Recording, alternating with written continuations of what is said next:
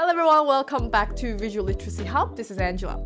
Long time no see. I went on a work trip to Samoa and spent some time working with some of the warmest, friendliest and most resilient people I've ever met. While I was there, I noticed that their national flag features the same Southern Cross shape as the Australian national flag. This piqued my curiosity about why so many national flags look so similar.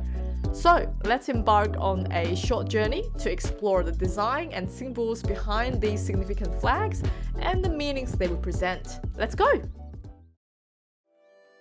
If you ever wanted to understand a country, the flag is like its visual snapshot of identity. Flags didn't just appear out of thin air. Thousands of years before the creation of modern national flags, armies from ancient Egypt, Persia, and Babylonia carried battle standards collectively known as vexilloids. During the medieval, knights needed a way to identify themselves on the battlefield, and they benefited from the cloth flag, an invention that originated in ancient China. European ships also display heraldic banners and crosses. In the early 17th century, during the Age of Sail, as the international use of ships increased, vessels began using flags to indicate their origin and military or commercial status. Seizing a rival's flag and flying your own became a symbol of victory in naval battles. This is why surrender is shown by flying the white flag, surrendering not only people, but also the right to fly their flag. The oldest national flag widely recognized is Denmark's national flag, dating back to at least 1219. Similarly old is Austria's flag, officially adopted in 1230. According to legend, the flag was invented by Leopold V, Duke of Austria, after a fierce battle. His white circlet was drenched in blood, but when he removed his belt, the cloth underneath was strikingly white, revealing the red-white-red color combination that later became Austria's flag.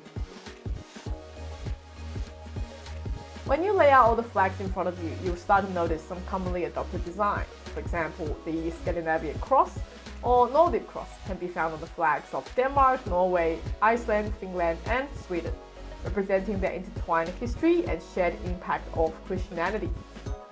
You will also notice other families of design.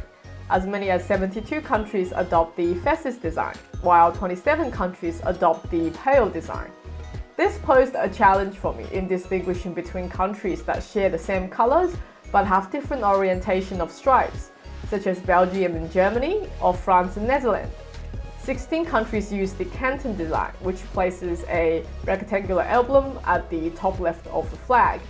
For instance, British ensigns have the Union Jack as the canton. The American flag's canton also derived from Britain's use of the Union Jack. Later, countries such as Liberia or Malaysia adopted similar elements, either derived from British territorial history or influenced by America. Now, let's talk about colors. Do you know which color is most popular on national flags? Well, red, white, green, and blue are quite common colors on flags.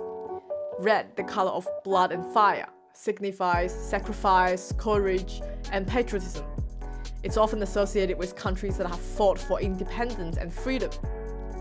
White often represents peace, purity, or mountain snow. Blue represents freedom, vigilance, perseverance, justice, and peace. Green often appears on flags representing fertile land, agriculture, and life. It's also the representative color of Islam, so you'll find many countries using green to express their religious spirit. Yellow often represents the sun, hope, wealth, justice, and bountiful harvest. Black can symbolize the glory of dark skin, determination, ethnic heritage, and defeating one's enemy. You may also notice some common combination of colors. The Pan-Arab colors originated from the Arab Revolt in the early 20th century and consist primarily of 4 colors: red, white, green, and black. The Pan-Slavic colors refer to the tricolor of red, white, and blue, originated from Russia. These colors are widely used in countries with Slavic population as the predominant ethnic group.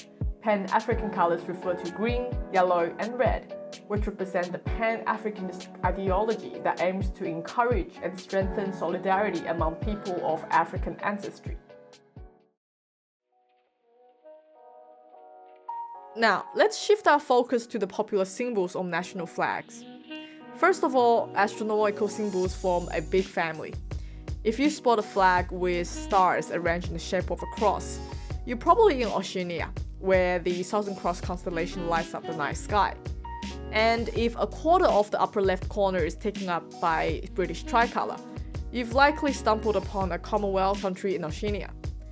Did you know that due to the similarity of the flags, New Zealand initiated a nationwide referendum in 2014 to consider changing its flag?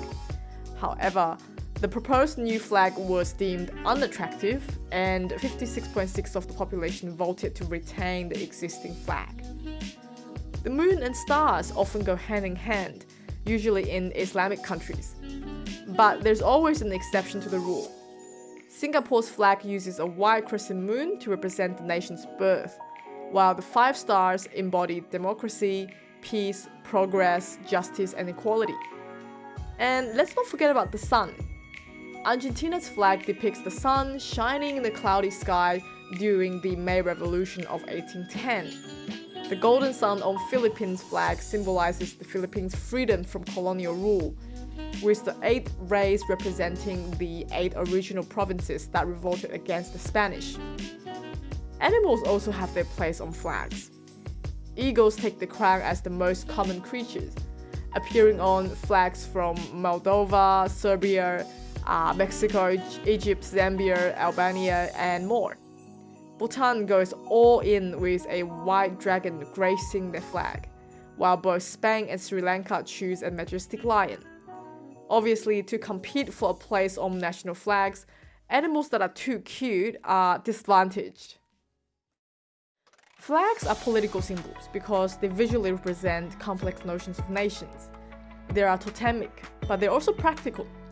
I'm always touched when I see videos of athletics looking up at their rising national flags while singing the national anthems, regardless of whether or not they share my identity.